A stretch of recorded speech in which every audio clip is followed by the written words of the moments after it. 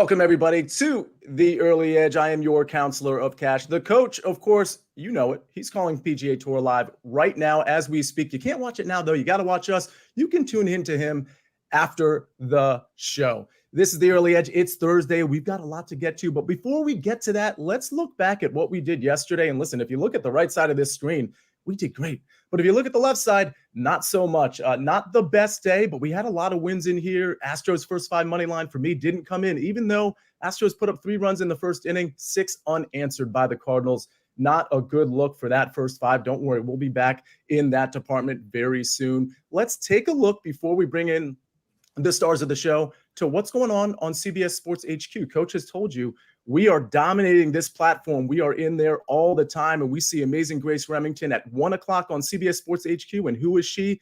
Have by her side Chip Patterson, prop stars, Matt Snyder. That's all at 1 o'clock. And then at 6 o'clock, Matt Snyder is back. And then the maestro again, Larry Harstein at 6 o'clock as well. So make sure you tune in to CBS Sports HQ because we've got a lot coming to you today in particular. Speaking of today, let's get to the stars of the show. Let's bring them in right now. And we'll go to the marquee matchups. But I got to say, I got to say, Danny, when you're on the show, I always almost like think of the Rocky music. It gets me kind of pumped up because I see you on Instagram and Twitter, and you're doing all the really cool videos. I love having you on the show. Exactly. I trust you're going to have some fight picks for us today. Oh, you know it, man. There's fights every Saturday from now until, I don't know, it's like 2 months straight. So I'll be here every Thursday ready to, like I always say, if 2 people are punching each other in the face, I'm willing to bet on it. All right. So we got picks for Saturday, and I can't wait for that. By the way, speaking of picks in the future, AB, I got to think you're starting to get excited for NFL season because we are Zach Martin days away from NFL season. Of course, that means 70 days away from NFL season. That means it's right around the corner, buddy. It is, man. I'm fired up. And I'll tell you what, man, like, our man Brasco here talking about, betting on fights. Look, just come to a Nashville bar tonight. There'll be fights right outside of it. Look, me and you, Sia, we can sit up right on a table outside a patio, have a couple drinks and bet on these, just street fights, man. I'll set lines. I'm there. I love it. Speaking of setting lines, I have a take, and we may not have it on this show, but I think the Tennessee Titans aren't getting enough credit this season. I think we're talking about a runaway with a certain team in the AFC South, and that might be true, but I think the Titans might have something to say about that. Speaking of something to say, everybody in the chat, thank you for being in here. I see you, Wenzel. I see you, Mike. I see you, Bronco Jim. Hit the like button if you would. Go ahead and hit the like button. When I'm hosting, I always like to feel like nice and good inside, knowing that everybody's hit the like button. So please do that for all of us. Let's go to the marquee matchups. Let's go to the dog of the day. We've got Chiefs, dog of the day. Which MLB underdog are you following today? And Danny, I'm going to start with you. We've got the Rays at the Diamondbacks. We've got the Guardians at the Royals. That's Bieber and Greinke. And we've got the Brewers at plus 160 at the New York Mets. That's Doogie Howser and Max Scherzer. Who you liking today? I love the Hauser reference there. I'm actually going to go to the biggest dog on the board here and run with the Brew Crew at plus 160. Look, I think the line is inflated on the Mets just simply due to the name Max Scherzer, right? His stuff is certainly not what it's been in the past. He's actually averaging the hardest average exit velocity hit rate off his pitches in his entire career. So people are barreling him up. And Adrian Hauser has actually been pretty serviceable for the Brewers this year. He's not a wipe him out, blow him away type of pitcher, but he does miss barrels. And the Mets are a kind of contact team, doesn't strike out much. But when they're missing barrels, they're just grounding out and they're easy out. So I think he could go toe-to-toe with Scherzer, even if we do see a good performance from him. And I think the line is just simply off due to the name, like I mentioned. So I'll go with the Brewers to take 3 out of 4 from the Mets at plus 160 here. Yeah, Allan, I'm going to agree with Danny here because I do think the line is a little inflated. And it's because of the name recognition with Max Scherzer. So I would probably lean that way too. And it's interesting that Danny brought up exit velocity because we might have something to say about that very thing later on in the show. But where are you going on the dog of the day here? The Diamondbacks, the Royals, or the Brewers? Yeah, it's a great question, right? And look, I don't disagree with you in regards to the Brewers because it just seems so difficult to bet on the Mets, man. Like just putting it all together, it's tough. Now, Scherzer on the mound, obviously that changes things. But again, it's not even like Scherzer is Scherzer right now. But as soon as I say that, like he goes out and just has a dominating performance. I'm going to go with the Royals here. Give me Kansas City playing at home. I think that their offense can get this thing going. And while I don't hate the Guardians whatsoever, man, they could go quiet too. Yeah, give me the Royals here. I'm going to roll with them. Yeah, I actually don't mind that play either. Greinke, I believe his splits at home are pretty solid. And the Cleveland Guardians, sometimes they hit and sometimes their bats go to sleep. So this is one of those situations where I think Kansas City is definitely a live dog here. So I absolutely like that one as well. Those would be first and second in my order as well. Speaking of first and second, before we get to our second marquee matchup and pick the prop, we got to do something first. And it's hear a word from our partners. Get breaking news. Big news coming out of the NFL today. Highlights and instant reaction. The largest final round comeback in Ford championship history. We're down to the final four. I just want to take time to analyze greatness. Talk winners and losers with a guy who's already a big winner. CBS Sports HQ. It's all sports all day long. Well, we're back, and I knew we were going to hear a word from our partners at some point. Okay, let's talk about picking the prop. Which MLB slugger goes yard today? Let's bring up the graphic. We've got three interesting hitters here. We got Giancarlo Stanton at plus 275. That number feels a little short. Shohei Ohtani at plus 300. No number feels short for Shohei. And then we got JD Martinez at plus 350. That one is at Coors Field against Chase Anderson. It's probably the direction that I'll be going. But Danny, I'm going to start with you. Where are we at on our home run prop here? It's interesting to see Stanton up here because he's not often on this graphic, but he did go yard last night, and he is a streaky kind of hitter. Once he catches fire, he tends to hit a few in a row. So it could be Stanton, but how do I not take Shohei Ohtani at plus 3? I mean, 3-1 odds for a guy facing Lance Lynn, who's given up 19 home runs over 90 innings. I mean, I don't think I need much math after that. We don't need to do too much dissecting here. Lynn's giving up the long ball. Shohei's hitting him at a crazy clip. Enough said. I'll take Shohei. All right. Shohei it is. And Allan, where are you going on pick the prop in terms of the home run? Stanton, Ohtani, JD Martinez. Yeah, look, we're going to go Ohtani as well, right? Ohtani's hitting over 400 against Lance Lynn in his career. And a lot of them have been home runs as well. We're going to talk more about why Ohtani is hitting so well, not just against Lynn, but just in general right now. That being said, Mike Trout has had decent success home run wise against Lynn as well. It's just everything else he doesn't. He struck out a ton. So I wouldn't be surprised to see Mike Trout go like 1 for 5 with a 450-foot home run, right? But I'm going to go Shohei Ohtani here, man. I think he's the dude today to put the money on. All right. And I'll go with JD Martinez at plus 350 over in Coors Field. The ball should be flying out of there. By the way, Rebecca O'Connor in the chat, she says, Doug Gim gave us some hope this morning, but the hope has faded. That, of course, was referring to one of my first-round leaders. Rebecca, I think we still have a couple other first-round leaders that are at least in the conversation. I know Sam Ryder has really gone off. He was 6 under when this show started, but we've got some golf later on in the show, a little tease there, but we've got some golf going on right now from all of our picks on the early wedge. So, Rebecca, thank you for being active in the chat. And hopefully, instead of Doug Gim, maybe Ludwig Aberg or someone like that can emerge as a first-round leader. But before we get to my golf pick, and before we get to Danny's pick, and before we get to AB's picks, we got to hear another word from our partners. The sun shines. Our gathering places are silent. Only a few more months to ponder the past before looking forward to the future. Autumn afternoons will be a fall full of stories, featuring elite signal callers leading their squads into unforgettable showdowns. Carter, touchdown, Jets. We'll embrace family, leaning on those that stand by our side, staring down the competition, and overcoming every obstacle. We all hail Sunday for an 18-week journey, with teams taking their own path on the way to one of the most anticipated events in football history, Super Bowl 58 in Las Vegas. We can't wait.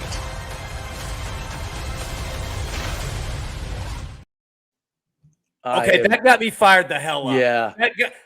Dude, now I want to go get in one of these fights outside. That's awesome, man. Let's go.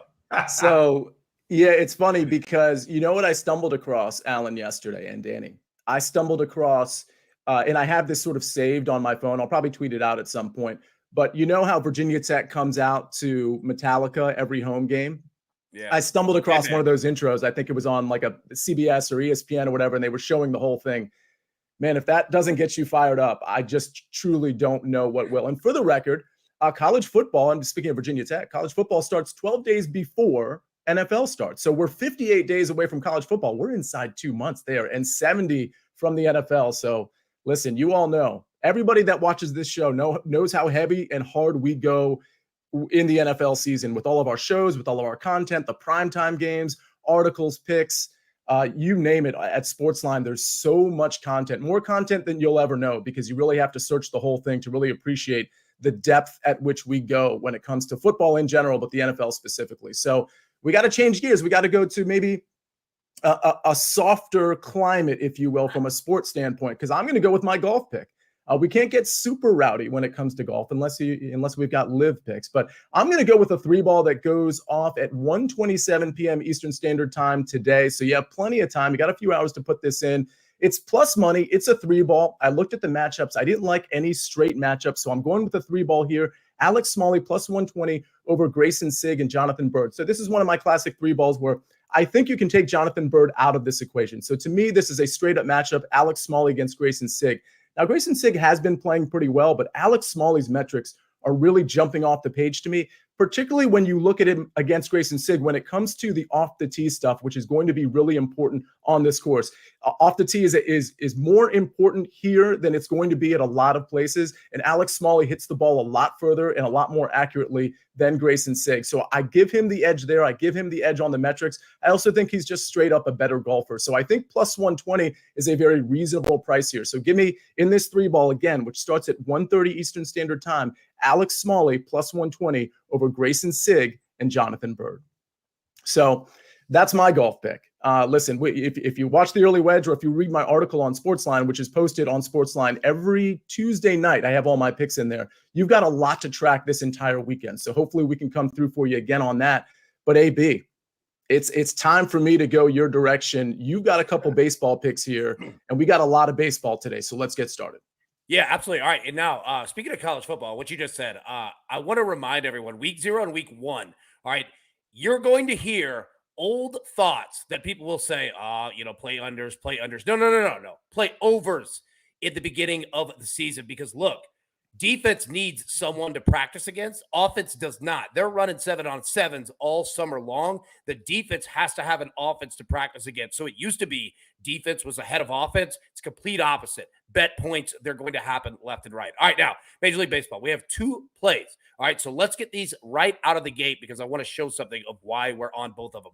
All right, so first off, Shohei Ohtani, all right, and Kyle Schwarber. So Shohei Ohtani over 1.5 total bases, minus 120. I wanted to play Ohtani over 1.5 hits, runs, and RBIs, but it's almost at minus 180 now, so it's too expensive to do it. All right, now, Kyle Schwarber, same deal, over 1.5 total bases at plus 100. So Snake, hit me with the graphic, and I'm going to show you why. We spoke about this yesterday on the early edge in 5, and I'm going to break it down just a little bit more here. All right, so first off, don't pay attention to the misspelled identifying in the bottom left. We fired that person. They're already gone. Don't worry about that. But we're talking about the barrel zone here. All right, and you see the zone.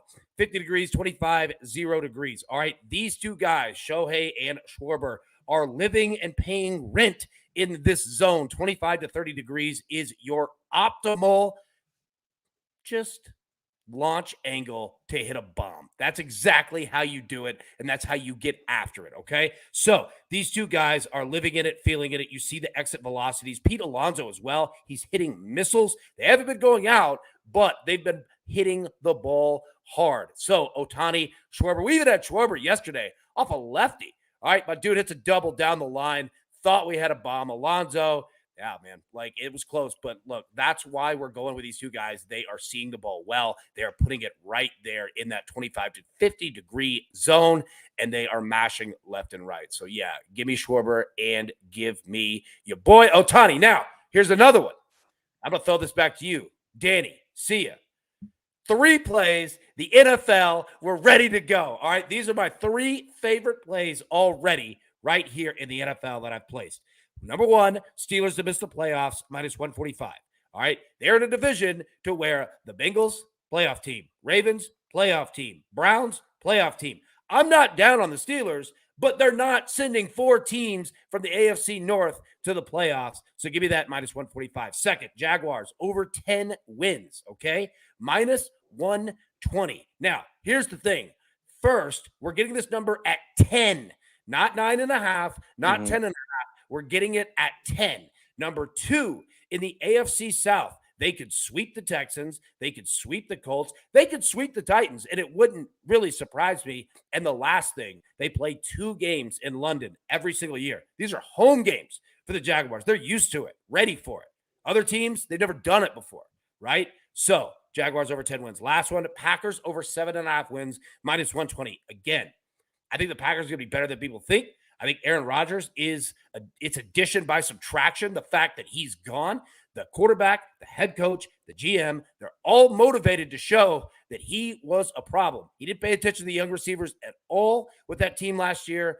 And I think Jordan Love is a much better quarterback people give him credit for. They've got a run game. They've got receivers. They've got a defense. They've got an offensive line. Over 7.5 wins in a division where they can sneak up on some teams, I'm with it. So I throw it back to you. Yeah, Danny, why don't you go first here? And then, because I have some thoughts on all 3 of these. Let's see if we can do it in 60 seconds or less on all 3, Danny.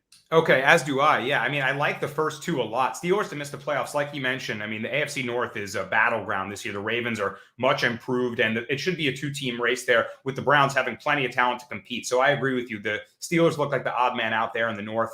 The Jags, like you mentioned, in the South Division there in the AFC, every other team besides the Jaguars seems to be in rebuild mode. Even the Titans, who are always ready behind Vrabel, but there's a lot of transitioning happening there. The Packers is tough. I mean, the NFC North is up for grabs this year. It's a totally reshaped division with the Lions being the favorite, so I wouldn't be surprised if the Packers could pull off some wins behind Jordan Love, but the first 2 I'm definitely with you on, so I like those picks, man. Yeah, I'm going to agree with you, Danny. The Packers one, I think, could go either way. It obviously depends on Jordan Love. I'm not the biggest Jordan Love backer. I couldn't believe when and where he was drafted a few years back. With that said, they do have a good team around Jordan Love. So that one makes sense to me, but I really like the Steelers one. It's not because I want to fade the Steelers. I understand what Mike Tomlin does with this team with limited talent on a very regular basis. But in that division, I mean, the Ravens, the Browns, and the Bengals are too strong. And for the record, the AFC is so strong, it's so loaded that you're probably only going to get 2 or 3 teams out of that division. So I love the Steelers missing the playoffs at minus 145. The Jaguars, in general, I think are overrated. But when you look at their schedule, over 10 wins makes a lot of sense. This is a very soft schedule, not just in division, but outside of their division. So I do like that one as well at Jaguars over 10 wins, minus 120. Allan, thanks for bringing that up. We are excited about football. 70 days out, and we're bringing up some props that you can bet right this instant if you want. And Danny and I agree with Allan, especially on those first 2. Those are very solid numbers, very solid props. Speaking of solid numbers and solid props, PropStars has a site play for us. So does Stephen O. So let's bring that up real quick. We always like to put some site plays in here. We got the Red Sox money line minus 120, and we have the Brewers plus 1.5. PropStars has the Red Sox money line minus 120. I think this is a great pitching matchup. I actually kind of like the under here a little bit as well, but I do agree with Proppy. This is Brian Bayo, who we bet on quite a bit. He is a really strong pitcher. And while Luzardo is good, and while the Marlins have been beating up on the Red Sox, I think it's a really nice bounce back spot for Red Sox and Brian Bayo. And then, of course, the Brewers plus 1.5. We already talked about that. We talked about how that plus 160 was a pretty large number, a pretty long number that we kind of liked. So, of course, we're going to like the plus 1.5 at minus 125 here as well. All right, those are the site plays. We got AB's plays. We got my play. Now, we need to kind of get ready. We need to kind of loosen up a little bit for Danny's plays. Danny, it's fight night. Well, maybe not tonight, but it's about to be. Let us know what you got. Well, let's get fired up for another fight night on Saturday, guys. Back with some UFC picks. And let's start in the main event, as I always do. Not going to lie to y'all, bit of a head scratcher here between Sean Strickland and Abus Magomedov, but I'm going to go with the favorite Sean Strickland at minus 150. And look, sharp action seems to be coming on the underdog. This line keeps moving down, so maybe we're getting a great discount. But simply put, I don't know enough about his opponent to back him, even as a plus 130 dog. Abus Magomedov, Strickland's opponent, is coming on the scene just absolute scorching hot fire. Really, really high-level kickboxer and highly touted prospect. But he got a 14-second knockout win via front kick in his UFC debut against a much lower level of competition. After that, he catapults himself to this main event slot And he's facing a guy who's very defensively sound, just keeps that high guard up, marches you forward, and looks to land boxing combinations. And if Strickland can avoid the kickboxing game, that kicking range of Magomedov, make this fight wear on and take it into deeper waters, Magomedov may be deeper than he's ever been in a fight, and we could see Sean Strickland really wear on him and use that cardio and experience advantage. So for those reasons, I'll take the favorite Strickland, but it is a weird fight, and if the upset was pulled off, I wouldn't be too surprised. Little weird fights in the main event here this Saturday. For my underdog of the week, I'm going to go with Ariane Lipski. Big plus number here at plus 185. I think the odds are too wide on this. I feel like this is the time to buy on Lipski. This is the highest her stock has been, and we're still getting a big plus money price. She looked the best she's been in her last fight thus far in her career. Looks like to have really damaging strikes, and I think she's physically stronger than she's ever been. She can impose that strength in this matchup. She's taking on Melissa Gatto, who's a skilled grappler, loves to snatch up those arm bars and those legs, but if she can avoid the submission, which she always has, she's never been submitted in her career, I think she could be the more damaging striker on the feet and take this with more big moments. And finally, let's close with the two-leg parlays, which have been doing good for us on this show. I'm going to close it out with two rising stars to both get it done in two fights that'll be tests for them in their young careers. That's Ismael Bonfim and Michael Morales, both facing good fighters. Bonfim against Benoit Saint-Denis, a hard-nosed scrapper, but simply put, Bonfim's talent level is just much higher. And Morales against the veteran Max Griffin. Good fight there, but I think Morales has just more overall talent and will break into the rankings with a win against Griffin. So combine them for minus 116. There's an underdog, there's a two-legger, and there's a favorite for 3 UFC picks this Saturday. I'm fired up. Hey, see ya. Go ahead. May I say something real quick? Yeah. All right. So our man Eddie in the chat brought up a next one. Next Thursday, let's shotgun a Red Bull right before Danny's takes, right? Dude, we ain't got to wait till next Thursday, son. Oh. Hey, and also I got to say in the chat, I'm not going to chug all day. Go ahead. I got to say in the chat, I see some people putting out fantasy matchups, which I love. One of them was AB versus Brasco at a Waffle House at 2 a.m. The pick on that is fight not to go the distance. That's the pick on that one. And I saw someone else, fantasy baseball the fight's not matchup. going to happen. Yeah, the fight's not going to happen. It's going to be us versus food. That's how it's going to go down. Continue. Yeah, neither fighter could make weight on that one. And I saw Daniel Vogelback versus Rowdy Tellez fantasy baseball matchup. I'm going with Vogelback with the cardio advantage. Somehow I feel like he has good cardio. That fight's not lasting more than a round, though, but I love it. Fire away the fantasy matchups. Love the Red Bull chug. He's always got it handy, chat. And by the way, Grayson, you wanted a shout out in the chat. So shout out to you, Edwin, Caddy Daddy. That bet you put in there, I'm not a big fan of for golf today. Let's take a look at the recap screen before we get out of here. And we've got me with a golf bet in about 3 hours. Alex Smalley plus 120 over Grayson Sig and Jonathan Bird. We got Danny Brasco with Sean Strickland money line at minus 150. Lipski money line plus 185. And then a money line parlay minus 116. Bonfim and Michael Morales. And then Allan Bell, Sohei Ohtani over 1.5 total bases, minus 120. Kyle Schwarber over 1.5 total bases, plus 100. And don't forget about his NFL props, 2 of which we absolutely loved as a show. The third one looks pretty good to me. Sight play, Red Sox money line, minus 120. That's from Poppy. And then, of course, Brewers plus 1.5, minus 125 from Stephen O.